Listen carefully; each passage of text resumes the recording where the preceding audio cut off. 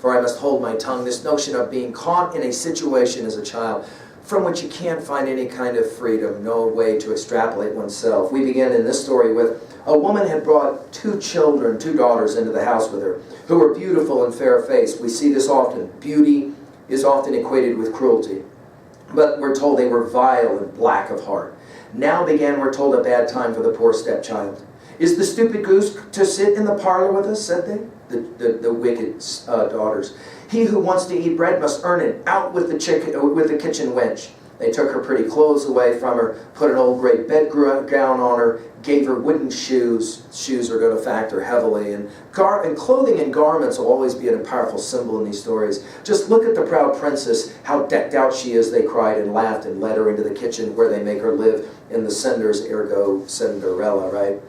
When the father, and this is interesting, the father is often oblivious to the pain that's caused to the child, right? When the father is ready to go on a journey, he asks the three daughters what they want. Cinderella, interestingly, doesn't ask what the other daughters ask for, stuff, Scooby snacks. She asks for a branch that she can then plant next to her mother's grave. That branch will factor heavily then in the stories to come. There's going to be, of course, a ball, and Cinderella will want to go. She is not allowed to go. Through the help of the branch, she will then be provided with, instead of what many of you know as the fairy godmother version of this.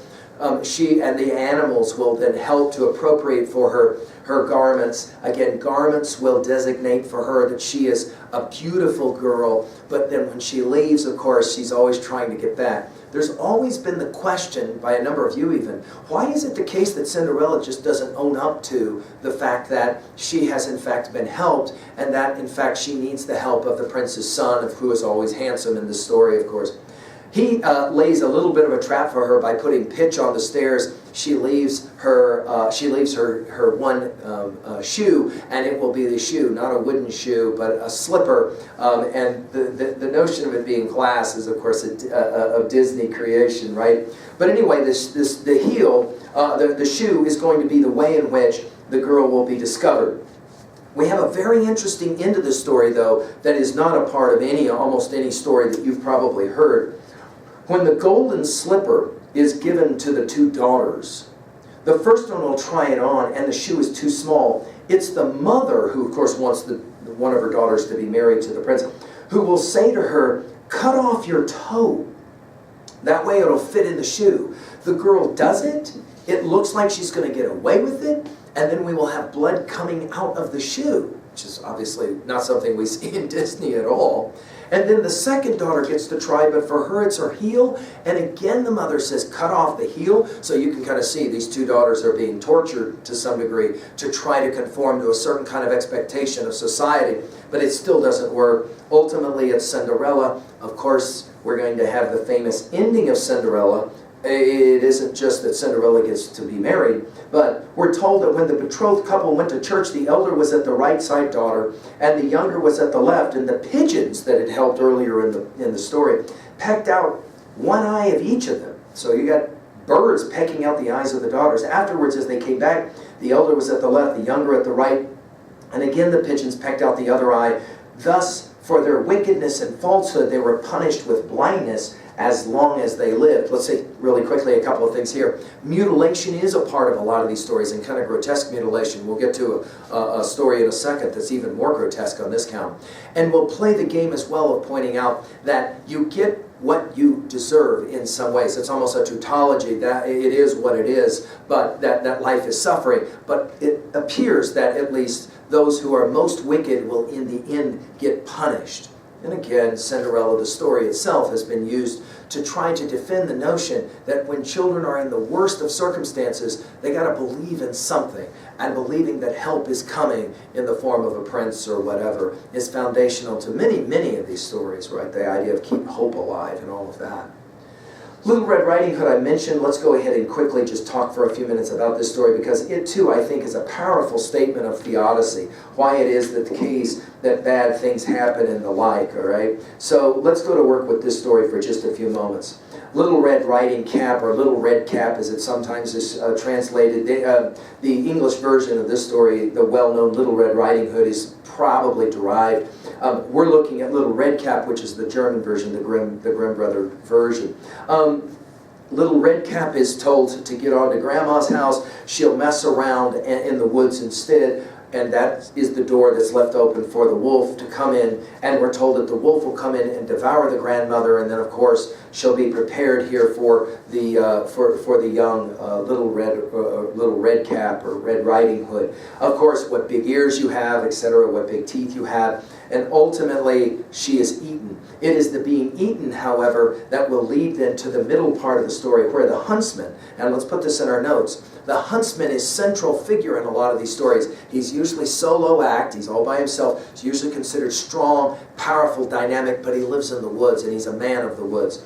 He shows up, he recognizes what's going on. He will in fact cut open the stomach of the sleeping wolf, or back to an earlier motif. He will allow Little Red Cap to escape, and she will say, in fact, ironically, how dark it was inside the wolf. Now this idea of being inside the wolf or inside the animal immediately makes us think of course, the story of Jonah and the large fish, sometimes translated as whale. That idea of somehow being inside of a situation and then you're freed, you're emancipated. Go back to our comments that we made on Republic, Plato's Republic, Book 7, and the cave allegory, and the idea of coming out of the darkness of the cave into the light of the sun to be emancipated. Well, ultimately, of course, we'll have the same kind of game being played, where Red Cap is going to ultimately get joyously home. And we're told Red Cap came joylessly home and never did anything to harm anyone. In other words, learned as we go. The idea of the wolf at the end, of course, same gig, is going to slip into the water and drown. Now, one of the stories that rarely, there's a couple, I mean these are all famous, Snow White, we're familiar with that story as well. But I want to share now, in final and conclusion in this lecture, I want to share a couple of stories you probably never heard for any number of reasons. The most obvious we'll get to right away. For the same reason that, for example, some Shakespeare plays are not studied as closely, Titus Andronicus come to mind in this story. The Girl Without Hands is the name of the story, which is already going to make you kind of go, what's going on? Let's put the story together really quickly. The Girl Without Hands. One more time, we have a peasant father. He has a daughter. We have the devil who shows up. And the devil in this story is going to, very much like Goethe's and Mephistopheles and Goethe's Faust, we're going to have him trying to make a deal. Only this time it's not a deal with the man for his soul, but rather for his daughter. And he ends up getting the daughter. The man thinks that he's giving away his pear tree when in fact he's giving away his daughter. Give me the thing that is behind a structure, and he thinks it's the pear tree that the devil's asking for, and it's in fact the daughter.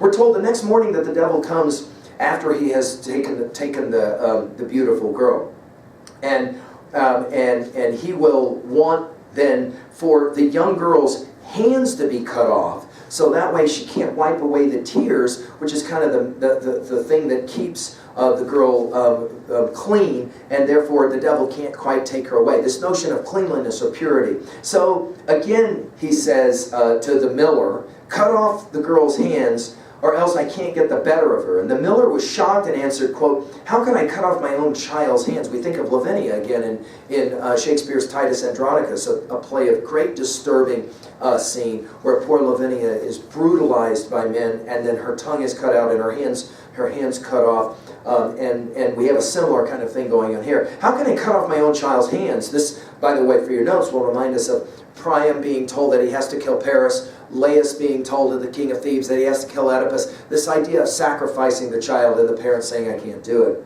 Then the evil one threatened him and said, if thou dost not do it, thou art mine, and I will take thee myself.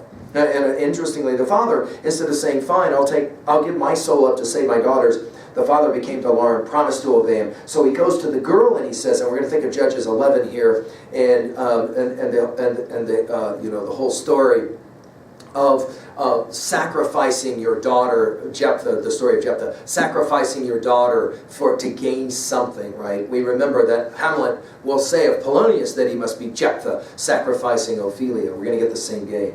So he went to the girl and he said, "My child, if I do not cut off both thy hands, the devil will carry me away, and in my terror I've promised to do it. Help me in my need, and forgive me the harm I do thee." Some of you will say, this is clearly not a children's story, and yet it is. I mean, this was a popular one of the Grimm's brothers. She replied, "Dear father, do with me what you will. I am your child." Obedience.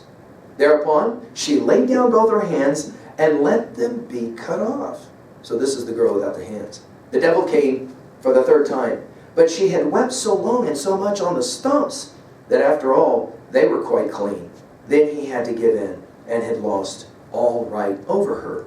Story doesn't end here, however. Off she goes into the world to live, finds a king who sees through the mutilation, a beautiful young girl, makes silver hands for her, and ultimately, even an angel plays a role in this story. And when she finally shows up, she allows, after 7 years, for the hands to grow back. And in fact, that's how this, the story will culminate with everything works out. Fascinating story, though. Again, I'm convinced a whole lot of this has to do with our understanding of the theodicy question and why it is that terrible things happen. The final story that I'll share with you is called Wise Folks, and this is one that even people who study Grimm's tales often has not heard. It's an interesting story. I'll just read the opening lines of it, and you can kind of go, no way, I can't believe this was in a collection of stories for children. One day, a peasant, often is the case, think about the Grimm brothers who lost their daddy and then had to live in some poverty themselves. One day, a peasant took his good hazel stick out of the corner and said to his wife, we're going to think of Chaucer's Wife of Bath here, by the way, for those of you who have already heard my lectures on that one. They're available, obviously, on learnstrong.net. "Trina, I'm going across the country and shall not return for 3 days. If, during that time, the cattle dealer should happen to call and want to buy our 3 cows, you may strike a bargain at once, but not unless you can get 200 thalers for them. Nothing less. Do you hear?" "For heaven's sake, just go in peace," answered the woman. "I'll manage that." "You indeed," said the man. "You once fell on your head when you were a little child, and that affects you even now. But let me tell you this," and by the way, this falling on your head, I mean, this is the origination, many scholars believe, of that very term. You must have fallen on your head when you were a kid. "But I'll tell you this, if you do anything foolish, I'll make your back black and blue, and not with paint, I assure you, but with this stick which I have in my hand. And that coloring shall last a whole year. You may rely on that." And having said that, the man went on his way. So notice the violence here of this story. Don't lose me any money or I'll beat you so bad that you'll be black and blue for a year. Well, the dealer shows up. He swindles the woman by saying, "I can't pay you now, but she has 3 cows. I can't pay you now, but I'll take 2 and I'll leave the 3rd one in earnest for you," as if somehow he owned it. And she's like, "Oh, great plan." When the man comes back, he can't believe it that the woman's let 2 of his 3 cows go for free. And he says, "I'm going to beat you unless I can find somebody stupider." And so out into the world he goes to try and find somebody stupider. Notice how this is the reverse of Socrates from Plato's Apology, going out to try and find somebody wiser. Here, he goes out to find somebody stupider. And in fact, he does find a couple of people stupider. And he can swindle them. And in the end, he ends up making, actually, quite a bit because he can find somebody stupider. The end of the story, though, I'll read to you because it's fascinating. When the peasant got home after swindling several people, he put the horse in the stable beside the cow, which he had a pledge, and then he went to his wife and said, "Trina, as your luck would have it, I found 2 who are still sillier fools than you. This time you escape without a beating. I'll store it up for another occasion."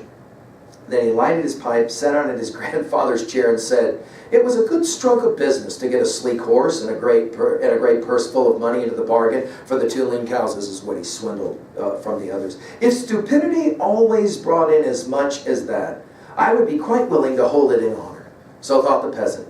But you, no doubt, prefer the simple folks. A bit of irony at the end of the story. Well, this is the Brothers Grimm. I hope that our comments have at least interested you in maybe wanting to pick up these stories and read them. But when you read them, I hope that you'll be challenging yourself to read them at multiple levels, to try and get a sense of what really is going on here. And again, to enjoy the fact that if we are the stories that we tell and retell, then of course it's fun to go back and look at old stories from our childhood. Maybe even makes us look at Dr. Seuss and some of those stories a little bit differently again. Thank you.